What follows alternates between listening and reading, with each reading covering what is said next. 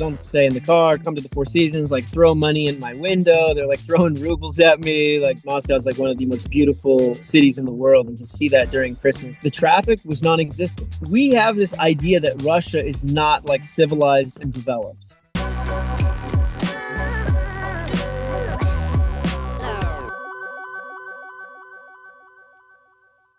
Всем привет! С вами подкаст «Русского дома». Подкаст о трендах, открытиях, достижениях и традициях русскоговорящего мира. Сегодня мы поговорим о том, как Россия открывается иностранным путешественникам. Будем беседовать с Конором Camperghini, автором блога о кругосветном путешествии. Tell us about yourself and how did your passion for travel and blogging begin? So my passion for traveling began in 2016. I decided after just working for so many years that I was going to go for like a 2-week trip to Europe on my own. And I rented a car in Switzerland and drove all over Germany, Switzerland, and Austria. And it was difficult, like trying to figure out where to stay at hotels and all of that. So I just got an air mattress and put it in the car. And it was so freeing because I could stay at hostels, I could go to Airbnbs, I could just sleep in the car in a parking lot anywhere. I stayed in castles. Like if I showed up at a castle and they were closed for the day, I would just literally park in the parking lot, camp, and be there first thing in the morning before any other tourists got there. It was so freeing. I was like, okay, this is definitely something I need to do in the future.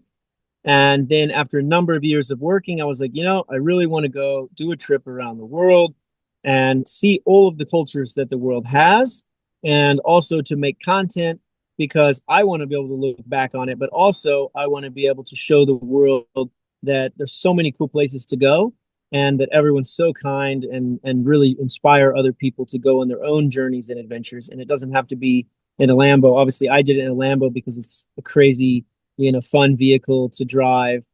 And actually, it's actually not that crazy when you think about all of like the benefits of driving this car around the world. It actually makes a ton of sense. But, maybe at the beginning it was like a crazy idea, but in actuality, it is absolutely like the best car to drive around the world, I think.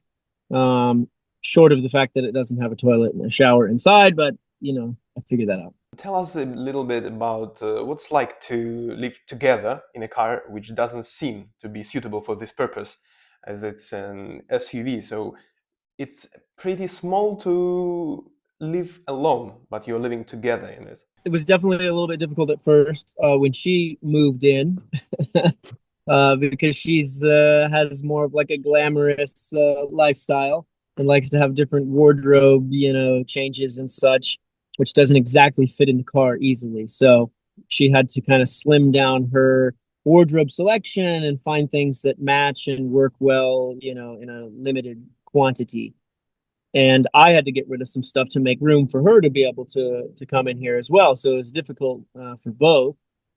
And yeah, I don't know if you want to talk about. No, I would say don't call it difficult for both. We're managing it greatly because the God gave us mouth, right? And we communicate between each other. And he explained to me well, I understand that you have desire to have a lot of stuff, but you have to. But now I have a big box, which is called Miss Camperghini, where is all my little things, because she has like a junk drawer, a junk box, as we call it. In the US, we have a thing, junk drawer, for just random stuff. Anyways, you know what? I still have your monetki from the times you this is your junk, and you put it in my area. You separated the car for left side and right side, yeah? But we do have our corners, right? So obviously that area, this is more my area. So I have my things here. And then I have, like I said, I have a special box where only my stuff. And then we have special space underneath the car where we have our extra clothes. But we have to take them out before the week starts, redo what's going to be. So it is a lot of planning. And the most important thing, you can't be sloppy when you live in the car. Because if you didn't clean something, it's going to stink in the car, right? So you have to be clean, neat, take a lot of care. Every time you take a piece of clothing off, you have to put it in a bag that's like the stuff to wash, because you can't leave it out because otherwise it's a mess. There's not enough room for to even have a mess. Yeah. It's impossible. And let's switch to your trip. Which countries left the strongest impression on you before visiting Russia? Italy, Romania, Montenegro. I mean, every country's different and has, things and not as good things. But in the end, I can't say that one's better than another. Those all just come to mind because I would just think of like fun, different experiences in each of those countries. Like in Montenegro was cool because it was the first time I like really got to really get camping by the sea, where I could park and jump out off of the dock, out of the car, straight into the ocean or sea, whatever you want to call it. And when and how did you first decide to travel to Russia? Was it a spontaneous decision or you planned it? Originally, I was actually going to go down through Turkey and then up through Georgia, Azerbaijan, Armenia, and Russia. Going through Russia, I was planning on doing it, but I actually only was originally planning on going through like the bottom half. And I was always bumming that I wasn't going to hit Moscow. And then I decided to change course of the plan and go up through the upper half to go through Belarus into Russia. And it was so cool to go through Minsk and go through Moscow. I didn't unfortunately get to go to what's the town? The city east of Moscow? Sochi? No, east. East. The big city that's not Moscow, it's the next one to the right. Same thing. To the right. If you're looking at the map to the right. What's the city to the town to the right? It's like couple million people. Kazan. Okay. I didn't get to go to But it's Kazan. not right next door, like at all. It's like a long time.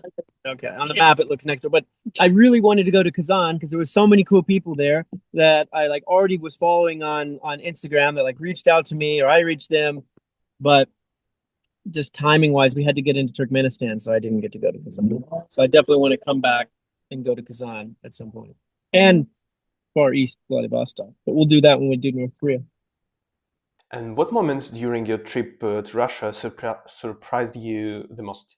I think just the kindness of the people. I mean, I was having people in traffic like stop me, trying to get me a hotel, like, oh, don't stay in the car, come to the Four Seasons, like throw money in my window. They're like throwing rubles at me. Like, it was just such an open, like loving, everyone there just loved. I think having like a foreigner, having a tourist, having an American that was like, you know what? I'm not going to look at like what the media says. I'm not going to follow one propaganda or another. I'm just going to go and judge the people or not judge the people for just how they are. And what image of Russia did you have before arriving? What did you know about the country? How did that perception change after your trip? I mean, I still think all Russian girls are KGB. So that perception hasn't changed. Yeah, he asks me sometimes the same questions many times. And be like, so when you went to school? Like looking forward that I'm gonna, I don't know, make a mistake and say the right, like whatever, something. I don't know. I mean, I had been to Russia in 2018 on a solo abroad trip. So I had already experienced it then. I was surprised at how nice the people were, how open they were to foreigners, and how efficient everything worked there. And even compared to 2018, like the traffic was non-existent. Now, like I don't remember having an issue with the traffic when I was there at all. It really wasn't so bad. And I was there in like April and March, so the roads were a little dirty and dusty, but everything was like more or less pretty clean, pretty modern, lit up. Delivery services you love. Where you can get things delivered anywhere, which is pretty nice. That pay thing too. What's it called? The face scanning thing. No, but it's I don't know if we're allowed to say the names of the bank, but this Bank made this thing for face recognition, and you can pay. And then we would go to like a tiny product supermarket, like a small one, and then like, there's gonna be like big babushka sitting, but then the people are like paying with their face. They don't even need to whip out a card. It was wild. It was wild to see that for me. And deliveries, and also that people fill your car. Oh yeah. That they fill the gas up the car. You don't have to get out of, well, you have to get out if they don't have a terminal that can come to the window. But were you been in Russia during the football champion? So I was there in November and December, right before the football championship. So I think it was 18, maybe it was 17. They were getting all of Red Square ready for it, but at the time I came, they had the ice skating rink in front of GUM, and like some was all lit up with all the lights. It was so gorgeous for the Christmas season. which is why I wanted to go, because I think Moscow is like one of the most beautiful cities in the world, and to see that during Christmas all lit up was, and it was like a fairy tale. Like it's like out of a movie. Which stereotypes about Russia turned out to be false? The stereotypes from America is like every Russian drinks a ton of vodka. They're always getting like drunk and drinking all day long. We have this idea that Russia is not like civilized and developed. You know, in the US, we think it's like this enemy, everyone's evil, everyone's hostile, and that it's like not a modern city or like modern country.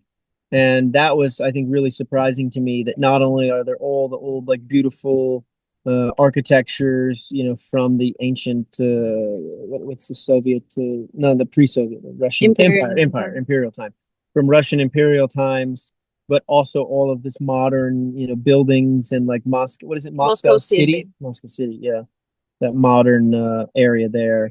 And is there a place in Russia that you would like definitely return to? You said that you'd like visit Kazan, but maybe there are some other places you would like to return to. So the region near the Caucasian Mountains, I've seen so many photos. It's so beautiful. I'd love to go there. I would like to go to Dagestan. I would like to go back to St. Petersburg now. I really want to go to the Far East, like Novosibirsk. I really want to go to Lake Baikal, and I want to go to Kazan. Those And are like, Vladivostok. oh yeah, Vladivostok. What aspects of Russian culture surprised or impressed you? When it comes to hospitality, when it comes to hospitality in Russia, like I think things seem to do, you know, and operate pretty well, at least in Moscow, you know, for instance, like everything seemed to kind of operate in a nice way. Restaurants were very catering to special requests and things like that. And how would you describe Russia in 3 words after your road trip? Big, beautiful, and different. What advice would you give to foreigners considering a visit to Russia but feeling hesitant? I would say that if you're going to Russia, just understand that it's a little bit different of a culture, but that everyone there really is open to, you know, guests to the country, as long as they, you know, follow the rules and such like that, and not to be, you know, so scared. And you know, I felt really safe in Moscow. So yeah, just to go and go with an open mind and with respect to the culture and the rules. Yeah. Thank you so much for your participation. That was very interesting.